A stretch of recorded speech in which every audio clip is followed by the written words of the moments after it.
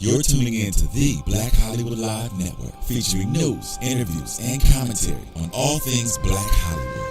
Hollywood redefined. From Los Angeles, California, presented by Maria Menounos and streaming live thanks to Akamai Technologies. This is Black Hollywood Live. Next, featuring intimate and in-depth interviews with Black Hollywood's next edition of stars and influencers. Black Hollywood Live. Hollywood redefined. You're listening to Black Hollywood Live.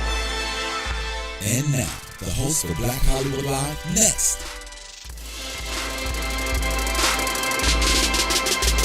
What's up, everybody? You're watching Black Hollywood Live. Next, I'm Daryl Kristen, and here to join me are Nick Perdue. What's up? And Bam Erickson. What up, what up? And we have a very special guest in the house today. You may know him from Heart of Dixie, NCIS, Grey's Anatomy, and if you don't know yet, you're gonna know him from The Game, which premieres March 26th on BET. Jay Ellis is in the house. Hey, Mr. J. Hey. Well, Jay, we are crazy excited to have you here. Thanks, man. Glad to be here. I know you've been a busy guy doing a lot of press junkets and really promoting the show. Yeah, tweeting. man. They and learning how to tweet. My mom tells me I need to tweet more, so that's always embarrassing when your mama tells you how to do social media, right? Right, when your mother tells you, then you gotta step it up. You gotta figure something out. Now wait, I think I read something that your mom calls you and tells you when you're in the press. Yeah, man. My mom is she's a beast on this stuff. She's like she knows what's going on before I know what's going on. She's like, oh, I saw you last weekend and da da da da da, and I didn't like the shirt you was wearing, by the way. It didn't look good on your skin tone. She's always got something. She knows what's happening. And so has she ever came to you with like some outrageous rumor that has been spread about you in the media? No, but I tell her all the time, I'm like, yo, you need to stop looking at that stuff, because sooner or later you're going to see something on there and I'm just going to have to tell you it's true. Right. No, but no, it's been nothing crazy. For the most part, it's been a lot of random stuff, like pictures from high school, and there's a website out there that has like a picture of the hospital I was born in on it. I mean, just really random stuff. Wow. What's the craziest thing that she actually called you and said that she read about you? Read about me? I don't know. I don't know. Or about, saw, Hey, listen, the hospital thing freaked her out. that freaked her out? Yeah, because I was born on an Air Force base. Mm-hmm. So the fact that someone took a picture of a hospital on an Air Force base, it's like a security breach somewhere. Right. In there, you know what I mean? She Yeah. was kind of nervous about that, but she enjoys. Both my parents, they enjoy it. They love it. And you come from a military family. Yeah. And you traveled a lot. So describe to us what you were like as a kid. We see you as this, big 6'2" basketball actor, model. What were you like as a kid? Man, I don't trouble for sure. I spent a lot of time by myself. I'm an only child, so I spent a lot of time just pretending. You know what I mean? Pretending I had friends, pretending I had like siblings. You know what I mean? And we traveled quite a bit. So, every 3 years, it's always you starting all over again. Yeah. It's a brand new thing. So I think I was always kind of a class clown in some ways, because I was always trying to meet people as fast as I could. Mm-hmm. But then as soon as 2 years came, I knew they were gone. I knew I was on to the next thing. Were you the only black kid, or was there a lot of, other black students? It was a big mix, and it depended on where you lived. Most of my time in the military, there was always a lot of black families around. But what ends up happening is you end up having a lot of interracial families, or biracial families, I guess, because of, cats traveling all over the world, and they meet women in different places, and they get married and have kids. And so a lot of the kids that I knew growing up were biracial because of that. And then we went to Tulsa, Oklahoma, and I went to an all-black high school, and it turned my world out. I was in trouble every single week. I could not stay out of trouble for nothing, man. For nothing. But was that a hard transition for you? I mean, because I know you were saying the biracial kids growing up, and you were the black kid in this Right. overseas. But was it a hard transition, even though you went to an all-black school? I don't. In some ways, I think it was. What's really cool, about Black Hollywood, and especially about that time, is we all saw Martin, we all saw In Living Color, we all saw the Fresh Prince and the Cosbys. So there, and then music, obviously, in that time period, hip hop was really starting to form and take off, and R&B had its thing as well. So there were always common ties with that. You know what I mean? Like, I knew Spike Lee movies just like kids in Harlem knew Spike Lee movies, or kids in LA knew them. So there were always ties to that.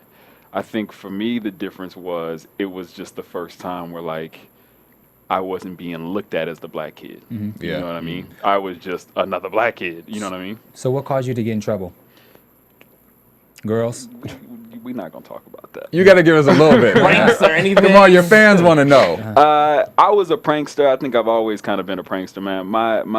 My senior year, we used to have a senior lounge, and I snuck into the senior lounge and got a couple people's keys out of their backpack, and I moved their cars off campus, and two of them Wow. called the police. Whoa. And I never said anything, literally until the police got there. And by that time, I was already in trouble. You know, it's too late now. The police been called. But just little stuff like that. You know what I mean? Talking back in school, and basketball was way more important than school at the time. So go ahead. Did you get whoopings? That's nice. Okay. We don't want to use the other word because the police might come in here. That's PC. You got That's ass PC. whooping. That's PC. You know what? But listen, there was never anything that was crazy. But I was definitely kept in line for sure.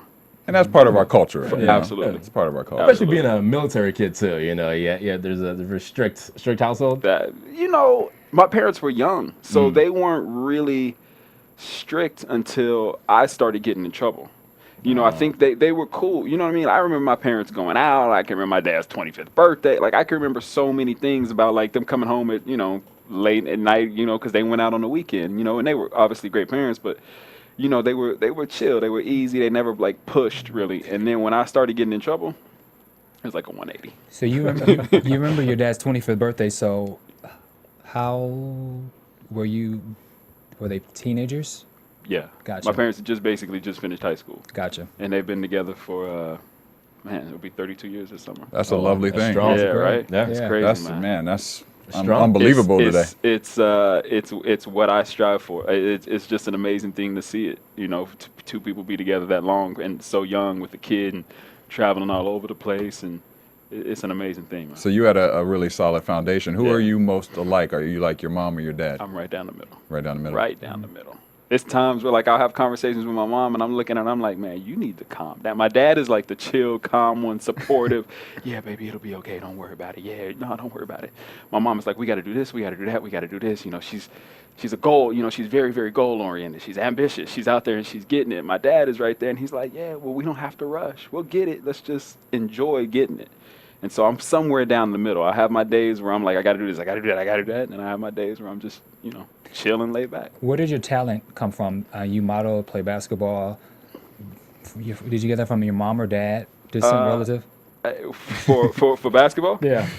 I get my grandfather played semi-pro basketball. Okay. He played on like a traveling league. My grandfather was also in the Air Force. So when he was traveling and they would be in Germany or the UK or wherever they were, he played on a couple different teams. So I like to think that maybe that's where it came from. My dad was a football player. So, I like to think that the basketball probably came from my grandfather. But I don't know. I got into it kind of late, too. So, I'm not really sure how that happened. So since you grew up kind of overseas and then you came to the States, did you have any other languages that you learned? Because I'm sure that if you brought that over to the ladies, they really enjoyed that. So was there specific new languages that you brought to the U.S.? No, I'm not. I am not multilingual. I wish I was. I definitely wish I was, but I'm not multilingual. Oh, man. You can't fake it or anything. You didn't pick up anything. I mean, I can speak a little Spanish, but that's just because I took Spanish in high school. And I live in LA. You know what I'm saying? I can speak a little Spanish, but it ain't great. It's not the best. So you came over here. You're going to high school in not South Carolina. You were actually in Went to Oklahoma. high school in Oklahoma. Yeah. And what position did you play? In high school, I played the 4.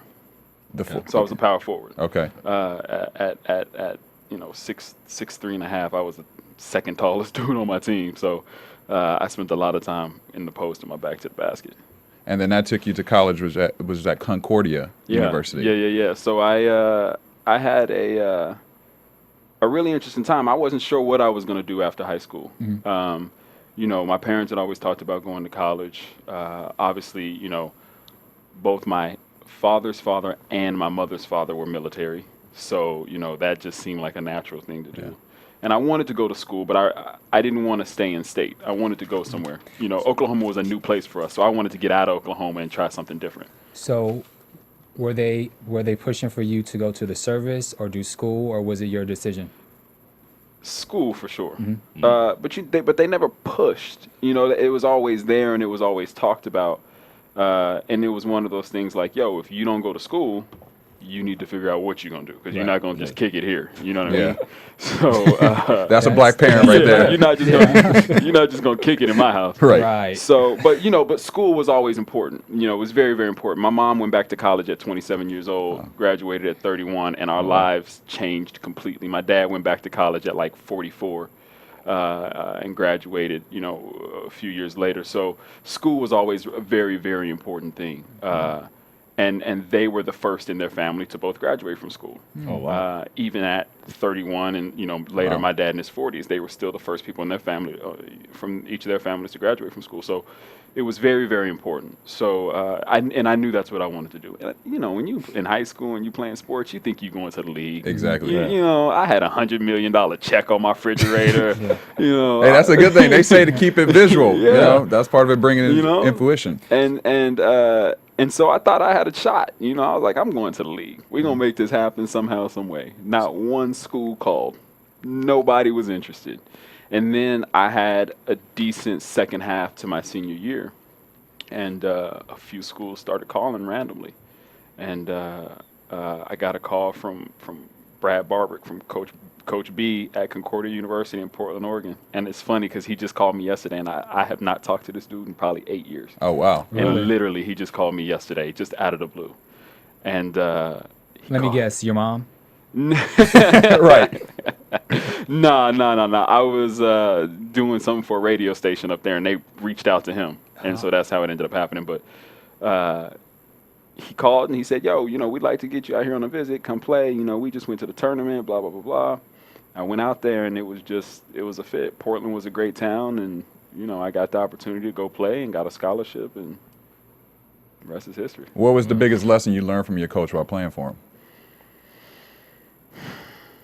I don't know. That's a good one, man. There's so many little lessons along the way because you learn so much from your teammates and how a coach treats each player. Yeah. You know, there's something about being fair to each player, but there's also something about knowing that each person is different. We all have different backgrounds and we react to things differently. And I think that's probably the one thing that I took from him and has really set with me the most is though you can have a team of, 5, 6, 7, 11 people, and you are fair or you treat them all the same, if you will, or the standard, if you will, for them is all the same. You get it from each individual in a different way sometimes. Yeah. Some people can be screamed at and that motivates them. Some people need a pat on the back. Some people you just don't say anything and they just do it them. They're self-motivated. So I think that was something I really learned from him for sure.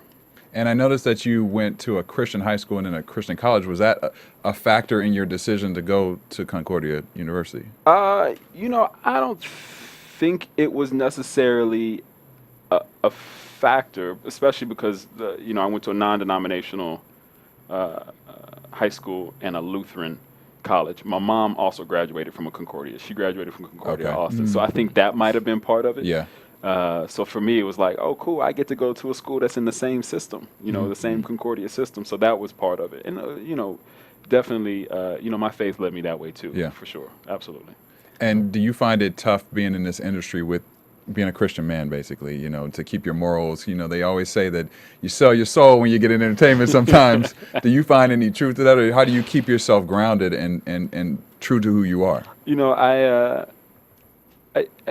Everyone's journey is different. Yeah. And I think that's the biggest thing. And it's your background and it's the people around you and your family and your friends and all those little experiences along the way that, shape who you are. And not lucky, but whatever it is for what it's worth, I had a life in Los Angeles before I began acting. And I had a career before I began acting. So for me, I kind of was settled in who I was. Yeah. I was comfortable with me. I knew the things I wanted in life, the life I wanted to live, the friends that I have who are not related to this industry at all whatsoever, and the ones who were, you know what I mean? But, I think it's all about the people you keep around you. Speaking of friends, with you going to so many schools in such a short span, Were you able to keep a lot of friends? Obviously, you said there's some that's not in the industry, but do you still have friends from all the multiple schools you went to? I have friends going back to about 5th grade. Okay. Wow. I would say probably. And you know, it's crazy because if the internet existed like it does today, I would probably say there'd be way more. Yeah. But I would say for sure, probably going back to like 5th or 6th grade. There's 1, 2, 3 people each grade along the way, and builds up obviously that I could probably pick up the phone or Facebook or send a text message to, or whatever. Do they look at you differently or freak out because you live in LA and you're on TV? Man, they don't get it. They don't care? Man, they still like, who? Wendell? What? Because they all call me by my Wendell, which is my father's name, which is my name. And it's funny, I had a boy. I did CIAA, which is this basketball tournament out in North Carolina. I did a few weeks ago, and I took one of my boys from Oklahoma with me. And for him to hear everyone call me Jay, he had no idea who people were talking to. Right. You know what I'm saying? He looking around like, who is Jay, and why do they keep screaming his name? I need to meet this dude. Like, what? Can he get me a job? Like, it was hilarious. But my boys I have like 6 really, really good friends from high school. We all went to different high schools, but we all played sports against each other, and our families were very, very similar. We all wanted the same things in life for the most part.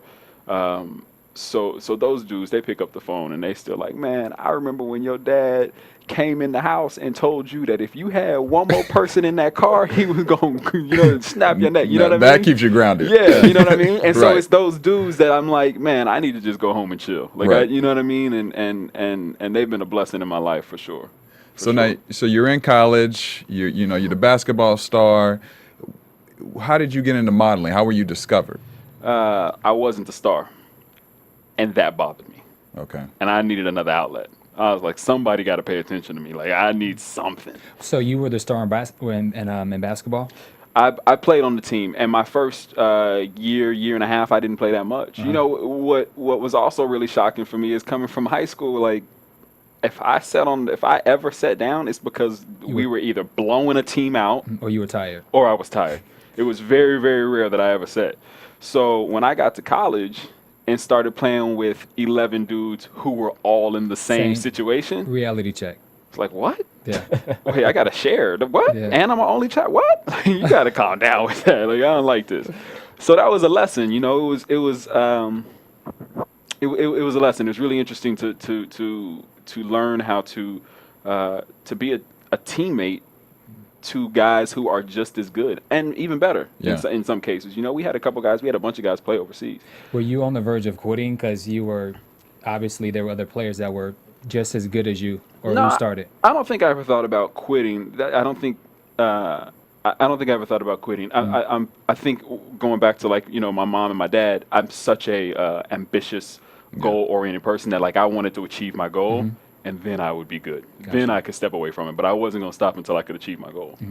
But anyway, we in the off season we would have open gym, and there was this kid who would come up, and his mom was a booker at an agency, and he was like, "Yo, my mom needs extras to come do this bus commercial." I was like, "All right, cool. How much is it?" And he's like, "It's like $100 for the day." I'm like, "What?" That's like $1 million in college. I'm all over that $100. I could get some bread, I'm thinking about like groceries for a week. So I go and I do the extra work, and while I'm there, I'm talking to this girl, and she tells me that she just got back from somewhere in Asia. She was there for 3 months. She made 30 grand, and everything was paid for. I was like, I need to get on that plan. Like, who are you with? Like, what do I do? She told me the name of the agency she was with, so I go over to the agency. Never modeled a day in my life, didn't know nothing about it. I walked in there and I was like, I want to model. And they looked at me and they were like, Those exact words? I want to model. I literally walked in there and said, I want to. I found out where it was. I just walked in the office.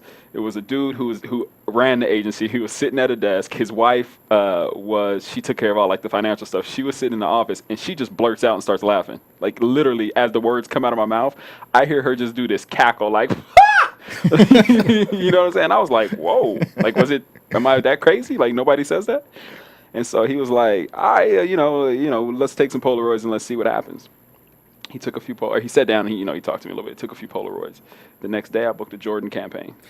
Wow. And, That's a nice campaign to book for your first time. Right. Yeah. And that was my first time ever in front of a camera. I was gonna get into that. Tell us about that experience because I know particularly for urban kids, like that's our dream to have our own pair of Jordans. Whether if Right. you get it from the store or if you Right. get it from the shoe man around the corner. So I'm just keeping it real. Let's be No, okay? you keep it. I feel you. I feel So you are. you. Wait, you made him spit up his water, Bam. we need a doctor in here. Or like they Around do, the like my corner. mom tells us, you put your arms up. Put your arms.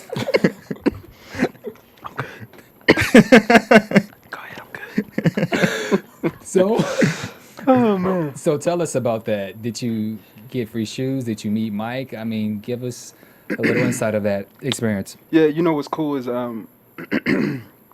Nike is based out of Portland. We'll give you a moment, man. It's okay. Don't choke. It'll come to me.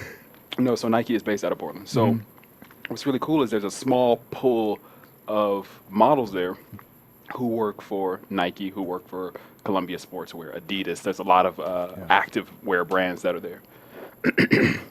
And when I got the call that I was doing it, I was like, the first thing I asked was like, do I get free stuff? I didn't even care what I was making. I was like, do I get free stuff? You My- are so black. I was about to say, that's such the Negro way Yeah. to say, can I get some free stuff? I do it too. Look, you ain't even got to pay me. I just want some J's and some sweats. The closed mouth doesn't get fed. so, Right, you know what I yeah. mean? I had to find out, right?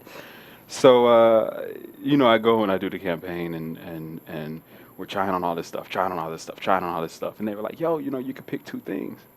No shoes. Oh. Damn it, Michael. And Jordan, you know, the gear was cool. but there's but nothing you better want- than a you pair of want- Jordans. Especially Right. as a basketball player, Right. you want, yeah. Yeah, I just wanted the shoes. You know, the gear was cool, but I was like, really? Like, what if I just, these two things and I exchanged them for, but they were like, no, like, what don't you get? Like, you get two things, not shoes.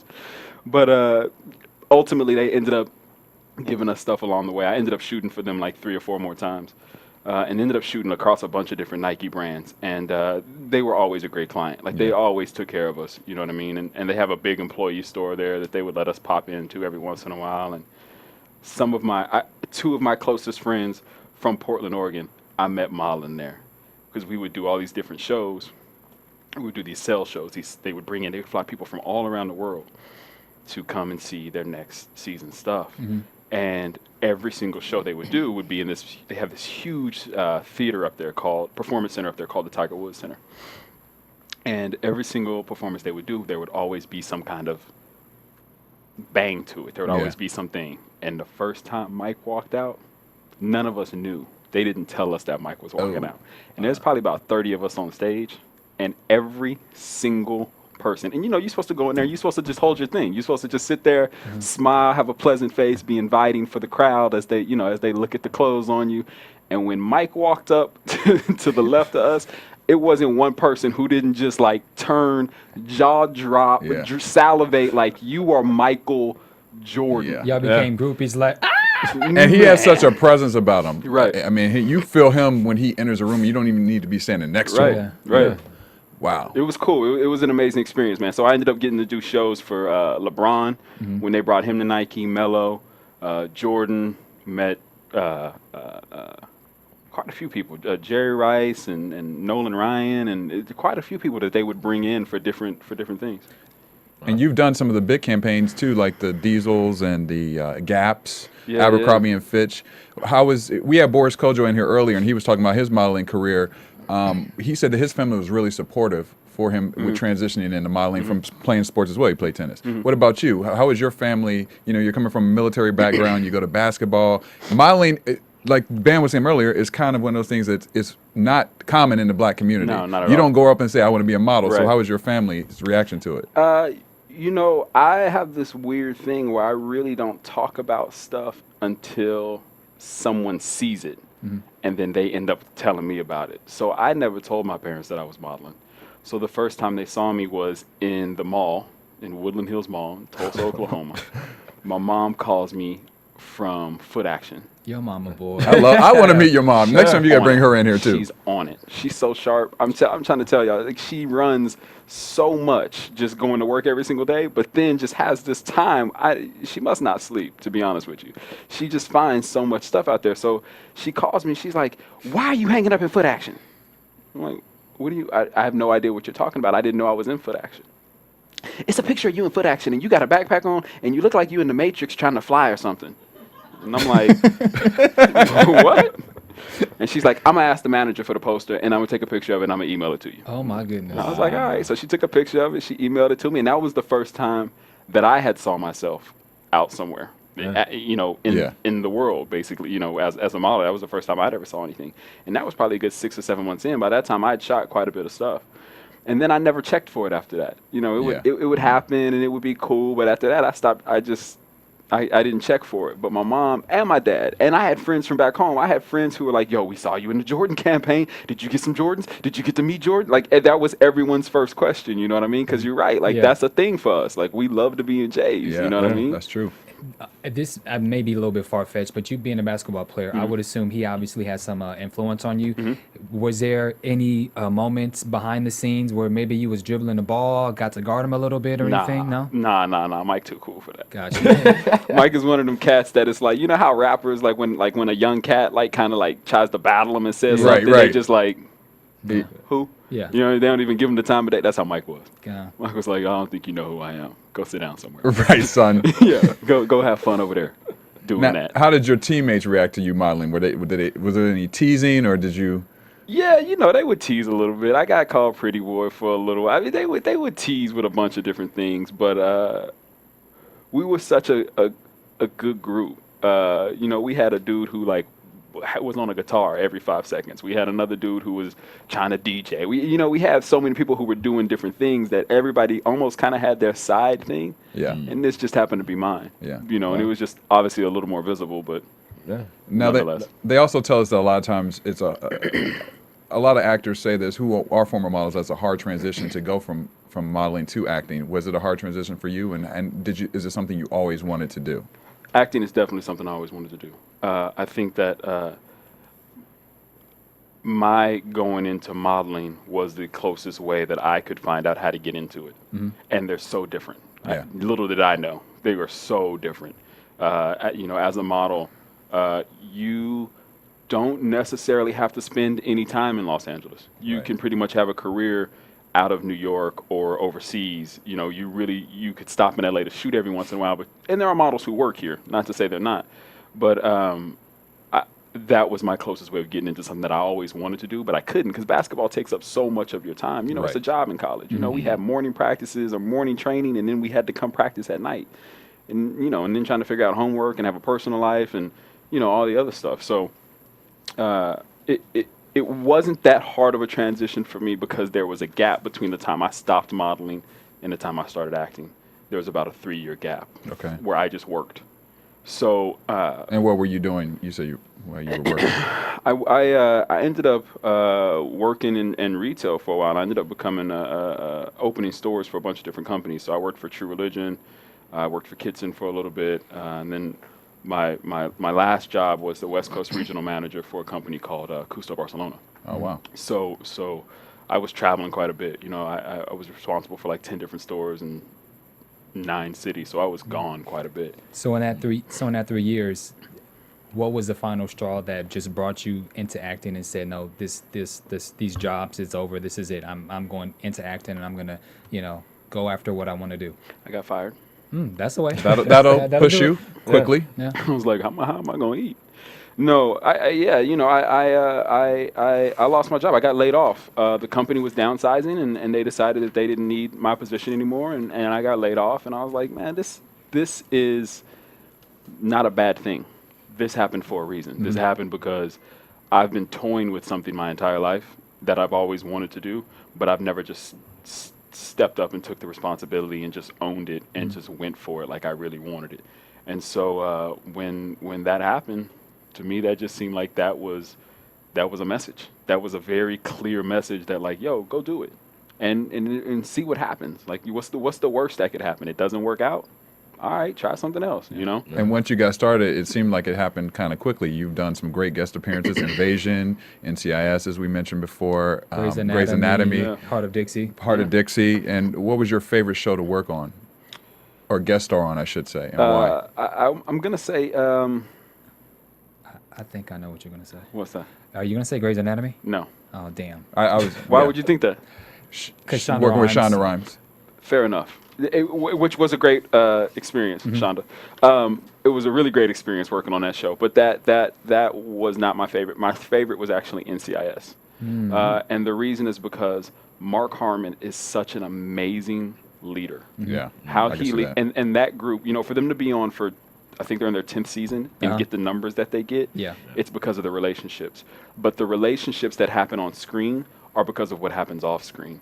And that dude is at the top. They operate as a family. They really get along. Yeah. They all sit with the crew and guest cast and writers and whoever, production staff. They all sit together for lunch, and they're sitting there telling stories about their kids, in school or the summer vacations or whatever it is. And the way that dude leads, to me, was just such an amazing experience to watch. Okay. I was really drawn to that.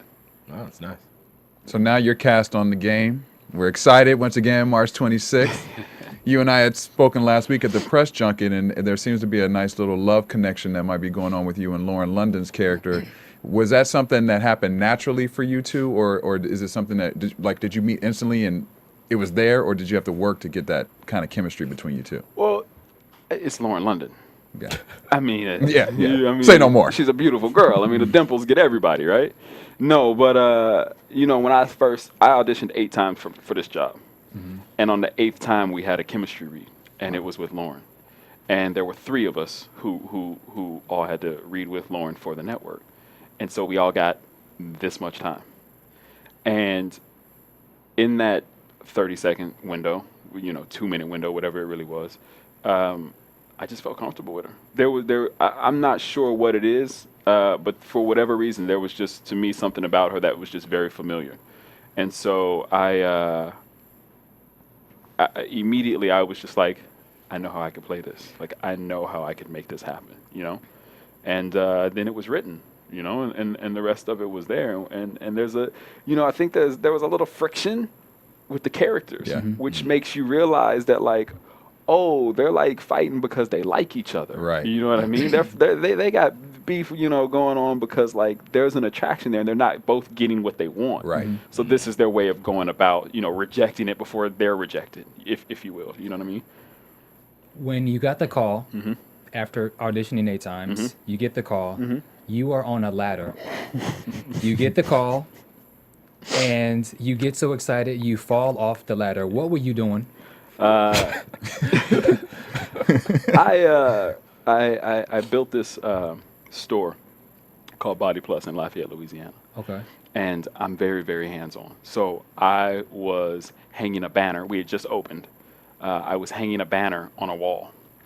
And I had one side was like pinned with like a thumbtack, and the other side, it was actually I don't even know what you call those things, like a laminate kind of. And you peel the side so you can stick it to the wall. It's basically like a sticker. And so I had one hand there, and I'm trying to smooth it down with one hand. My manager calls, and I'm on the phone with him, and I'm still just going. I'm just smoothing, like balancing on the ladder, trying not to fall. And he put me on hold for a second, so I was like, well, whatever. I assumed he was calling to tell me, like, I didn't know what he was calling to tell me. I was so in what I was doing that I really wasn't even paying attention to the fact that I had the phone on me. And then my manager, my other manager, like 3 of my agents, my attorney, all get on the phone and scream congratulations at the same time. And at first, I heard them yell congratulations, but again, I was so in what I was doing that I was just like, what'd y'all say? Right. And they were like, you got it. What do you mean? Like, you got it. Congratulations. And I'm like, what? And all of a sudden, my heart started beating, like my arms started flailing. And the next thing you know, I fell literally off this ladder, just fell straight back. My phone went flying probably 10, 15 feet in the air. And luckily, it's an iPhone, so it couldn't pop open. It just slid on the concrete. And I had a friend of mine, a really good friend of mine who I've known for years. He came down to work with me. And so he was like, hey, you okay? And I was like, get the phone. Get the phone. Leave me alone. Just get the phone. So he runs over and grabs the phone. And they're like, are you there? And I'm like, yeah, I'm good. I'm really, really good. I got the job. Oh, I'm so happy. I'm going to call my mama right now. It was just, it was kind of crazy. It was this weird, like, painful. Painful excitement. Yeah, you know what I mean? Hurt, but it hurt so good. Yeah. It was. So now you're on set. You're literally the new wide receiver for the Sabres. Yeah. And you're the rookie. Yeah. And you're also, in real life, the rookie on the show. Yeah. How did everybody treat you? Was it very welcoming? Was the cast? Because there's, Wendy, Raquel Robinson's been there for a Right. while. Kobe's been there for a Right. while. Jose, yeah. Jose, Yeah. how did they treat you? It's funny. The first time that we all met, that I met all of them, Lauren had obviously, she's been in this industry for a minute, so she knew them. You know what I mean? Just passing by events, parties, whatever. She kind of knew all those guys. So for me, the first time that I was meeting all those guys was at our table read. And it was this weird experience because we're like on the 35th floor of this building. It's all glass, so we're like completely like surrounded by Atlanta.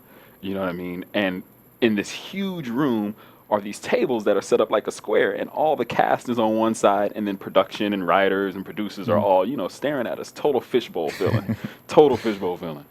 And, on all the other shows I worked on, they move so fast, you don't necessarily get a table read. Typically, you don't because they move so fast. So I'm sitting there at what's probably my second table read ever. And it's this surreal moment of like one by one, these people who are like celebrities, well, they are, but huge to me because I'm a fan of the show, come walking down this grand staircase, like one by one. And I felt like every single one of them that walked down I was like, that's Tasha Mack, that's Tasha Mack, that's Tasha Mack. Like, but I'm not talking to anybody. I'm talking to myself. You know what I'm saying? The inner voice. Yeah, it's the inner monologue going on. You know what I mean? And then like Hosea walks down, and I feel like it's just flashes all over Hosea. It's like Malik Wright just walked in the building. And then Brandy walks in, flipping her hair, and she's humming to herself. And I'm like, man, this chick about to start singing in here. I'm about to get my own private concert. Like, oh my god. But they were great. One by one, they all came over and introduced themselves. We all talked and talked about how like excited we were, and at that point we had only had the first script. So, we were all talking about how excited we were about this script and how interested we were to see like where the season was going to go and what was going to happen. And, not only did Lauren and I not necessarily know where our characters were going to go, but neither did those guys. Yeah. And it made for such a real experience on set because when we were actually in scenes, because they didn't know us, and we didn't know them. And on top of that, I'm the new guy whose character gets kind of like starstruck in some kind of ways. I'm kind of like, whoa, this is amazing. Like this life is coming at me so fast, and like everybody wants to talk to me. And to some degree, even though when we're in production, you don't really get a life outside of that. But it was kind of that real thing on set where it was like you mentioned last week. It was almost like art imitating life in some way. You know what I mean? Yeah. And it was a really cool experience. So on set, everything's great, but as far as outside, because the game is it's such a popular show, and people were really bummed when the characters of Derwin and Melanie left the show. So was there any negative lashback in regards to you now stepping up to the plate to be the lead of the game? I'm sure there's quite a bit out there, but you'd have to ask my mom what it is. Yeah, we're going to get her in here to find out. Well, see, that's why I She asked, should 'cause do all your of our mom- social media. Yeah, you'd have to ask my mom what it is. I going into this, I know how much Derwin was loved on the show. I'm a big fan of Pooch and the work that he does, and so to me, it was an amazing opportunity to get to work with him. And Pooch was it was probably the first or maybe second person to actually walk up to me that day. And he was like, congratulations, you're going to have so much fun. It's an amazing experience. So, I knew going into this how much his character was loved. And I think I don't know if it's necessarily been a conscious effort, but I've definitely not paid attention to it. Yeah. Our characters are very, very different. Derwin was like a fifth-round draft pick who shouldn't have made the team. My guy comes in as the #1 draft pick. We're just at two completely different places, and our characters are completely different. So I think that my thought has been, people will love, dislike Blue for whatever reasons they do. So and I can't change that, Tell us about Bryce. Tell us about this character. Give us some insight. What can we expect for the season premiere? For the season premiere, you can expect, it's a cool story. You see this kid get drafted. You know, you see this kid go number one, and if you've ever watched a draft before at any sport, you know, from kid number 1 through kid number 300 in the draft, every single one of them have so much excitement, and they're on top of the world in that moment. And that's where this kid is. He's on top of the world. Yeah. You know, he's a Stanford graduate. He chose school over sports. You know, he is a military brat. You know, he's well educated. He bumps into his childhood, you know, crush, if you will, you know, the girl that he loved watching on TV every single week. And he thinks because he's the dude now that she's automatically just going to fall for him, you right. know? And it's the opposite, you know? She's like, not only am I not going to check for you, but you don't even know what you're into, you know? So go sit down somewhere. And, you know, he learns a lot of lessons. Now, was that character, it's so many similarities, was that, did they incorporate your personality into the character, or was that already written and you just happened to be the perfect fit for that character? I have been on so many auditions, and let me tell you, it is the eeriest thing I've ever seen. Yeah, in it's my scary, life. actually. It was written in the breakdown. Wow. It was all that was in the breakdown. That was meant to be. It was the eeriest thing I'd ever seen in my life. How do It was they, crazy. How do they transition you in to be able to coincide with the other characters? Because if you're this draft, how are they making all this work? I get drafted, and I get drafted to another team, and they make a trade. To the Sabercats. And to the Sabres. So what happens is my character ends up coming in and being on this team, and Derwin's character, you know, gets traded. Okay. And there's some conflict with that. You know, Derwin loves San Diego. He loves everything about it. What it's done for him, what it's done for his life, his personal life, his career, obviously. So there's a lot of conflict with that. And on top of that, you know, his teammates they don't want to see him go. You know, or Malik and Jason don't want to see him go. Yeah. But they both get that it's a sport, and that's what's really, really cool, I think, about this, which is such an interesting thing. And I think what we forget about when we get caught up in shows a lot of times, especially sports shows, is we forget that, in real life, these dudes age. Yeah. They get traded. They end up in different places. And that's what happens. You know, we see art imitating life to its truest form. You know, I tell people this all the time. I'm a huge 49ers fan. Yes. There you go, my brother. And when Alex Smith, Instant best friends right there. and when Alex Smith got set, my heart just cracked. Like, I was crushed. Yes. And then Kaepernick just started killing it. Imagine how we felt when we lost the damn Super Bowl. Right. You know, so you know what I mean? So it is art imitating life. You know, that really, really happens. I'm still going to be an Alex Smith fan wherever now that he's been traded, I'm still going to always be a fan, but I'm still going to love my team. Yeah. Right. You know, and I think that's the thing that we get with what happens and with the Sabres. Like, you know, you're still always going to be a Derwin fan, but you still love your Sabres at the end of the day, you know? And since you guys are together so much on set, who's like the prankster or the diva on set, or who's the one who has all the gossip? Like, what are the insights of the other characters, or I should say the real life characters? I don't know. You know, I don't. If anything, I'm probably the biggest prankster. And what's the craziest thing you've done? Like, what did you do to somebody? I gave everybody blue balls for Christmas. Literally, or Not literally. Not literally. I'm like, wait, how did No, what did it like? What does that mean? I got stress balls. I got some blue stress balls, and put blue on them, and in Happy Holidays, and I put them in a little sack for everybody. So everybody got a sack of blue balls for Christmas. That's great. Did any of them respond in a crazy way? Like, what the hell is this? I didn't actually give them out. I didn't want to be the one to give them out. I just wanted to, like, kind of hear everyone's reaction to it through someone else. Yeah. Because I feel like you learn so much more about a story that way sometimes. Yeah. So I wasn't actually the one who gave them out, but it seemed like everybody had a good time with them. Is there Quite a few people told me that they were playing with my balls over the holidays. I don't even know where to go from there. I hope my mom is not watching. she's watching? She's watching, right? She's gonna Social tell you- media. She's gonna tell you that your shirt is something. But are there any characters? I mean, are there any cast members who you feel most closest to so far? Lauren for sure. I mean, we worked together so much, you know what I mean?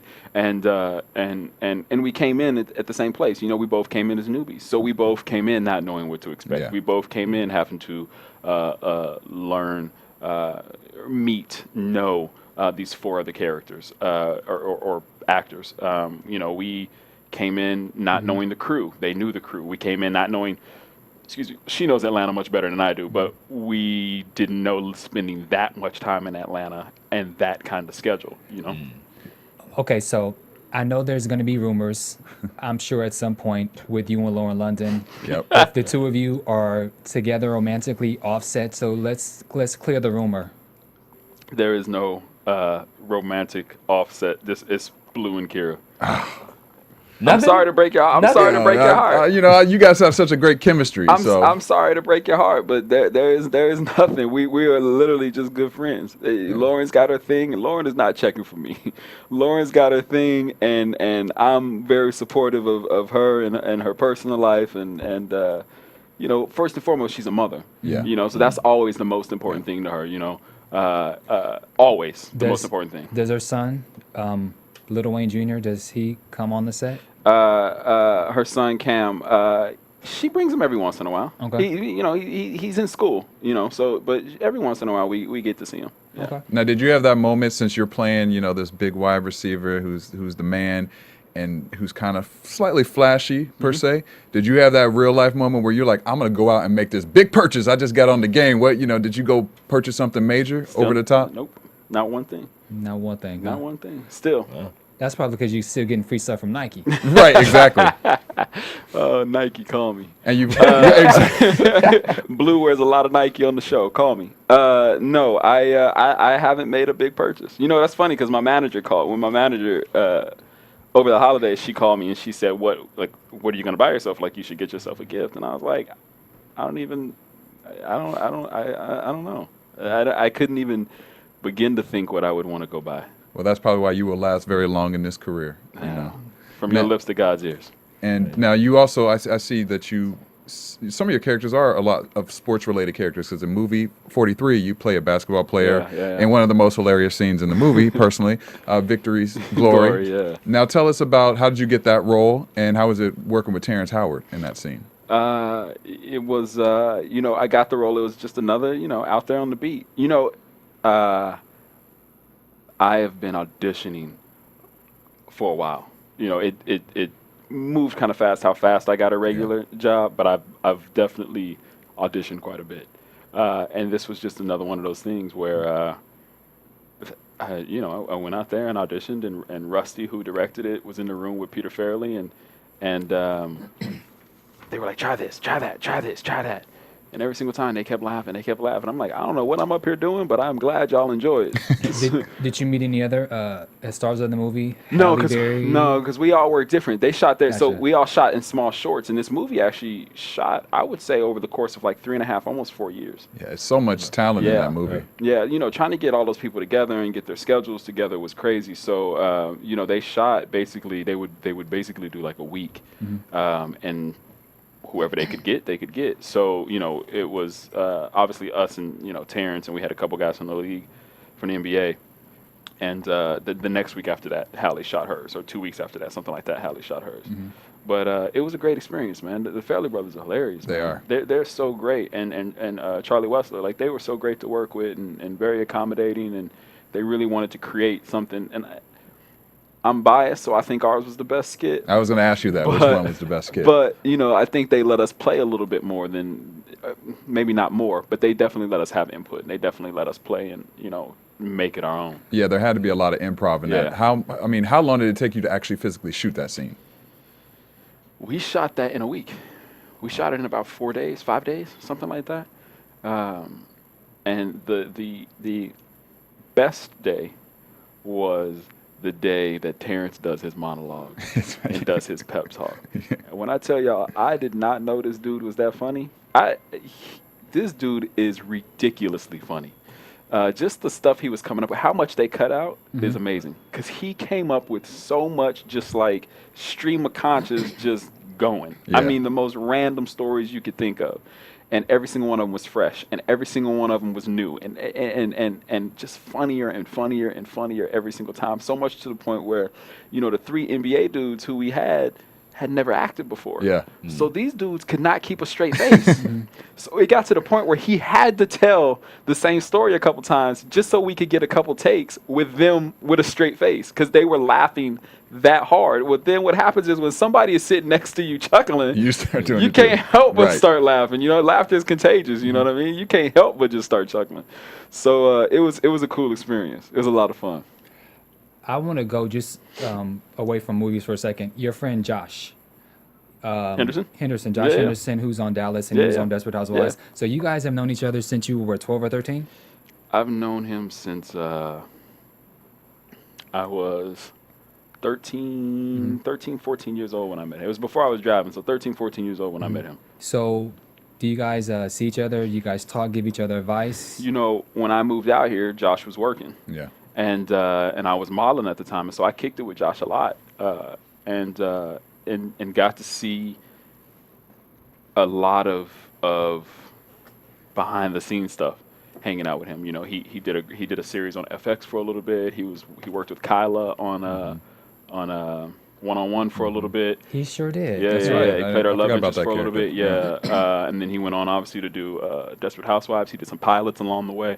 So I got to see a lot of stuff from the back, and I think I got to know what it is to be in this industry as a professional, and not just from the outside when you're like, I just want to act, I just want to make tons of Right. money, I just want to be funny. You know what I mean? I got to see what it's like to actually show up and go to work every single day. Yeah.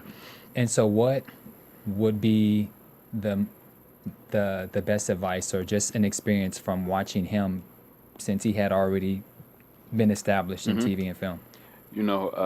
Dude is a workhorse. Uh-huh. And I think that is why he will always have a place in this industry. He'll work nonstop, and why he has worked nonstop. I mean, Josh is one of those stories. Josh moved out here. Josh tried out for a band, making of the band type thing, and that the WB was doing at the time. WB. And, Wow. and exactly, right? Right. I Right? haven't heard that in a long Right? time.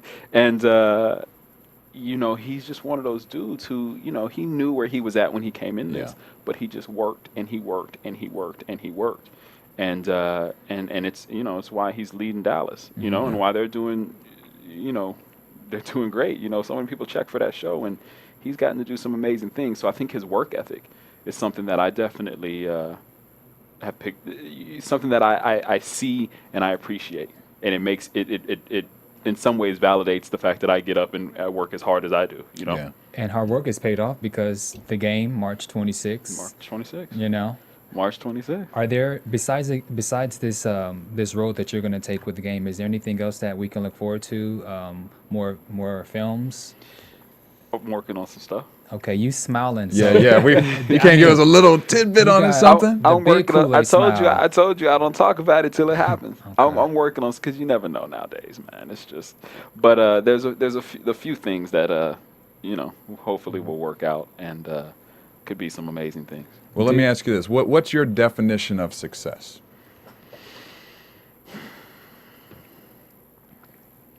Being happy at what you do. Yeah. And I say that because I think you can be successful in a lot of things. I think you can go and you can be, we could probably all be amazing baristas or CEOs or financial advisors or whatever it is. But I think that happiness in doing what you're doing, it makes something so much more pure, and it makes it happen so much or more organically, Yeah. and lasts longer. And it's never a job. You get up and you have fun doing what you Yeah. do every day. Yeah. And I think to me that's success. And when this is all over, what do you want people to remember about your work? That I had fun. That I worked hard and had fun. Yeah. I think more than anything, I definitely want to leave an imprint of something that's been big in my life, which goes back to education. Yeah. And that's something definitely that I want to put out there. And it's why I love Blue, because he's a kid who went to Stanford and graduated top of his class, you know what I mean, while playing football.